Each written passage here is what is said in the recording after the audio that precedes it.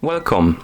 In front of me I have Amazfit GTR 4 and I'm gonna show you how to factory reset this watch by using the system settings on it.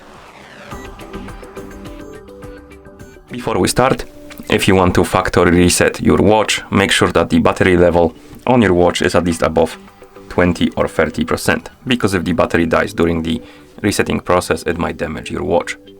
Now, let's continue with the reset.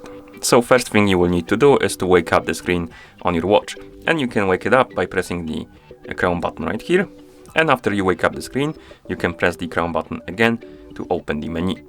After the menu opens, you can scroll down through the list of icons, find the icon called settings and tap on it to enter the settings.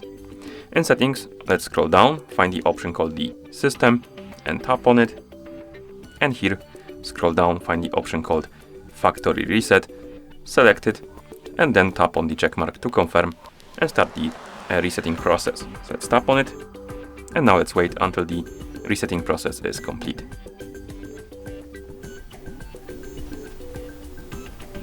And once you see the list of languages on the screen, it means that the factory reset is complete. Thank you for watching.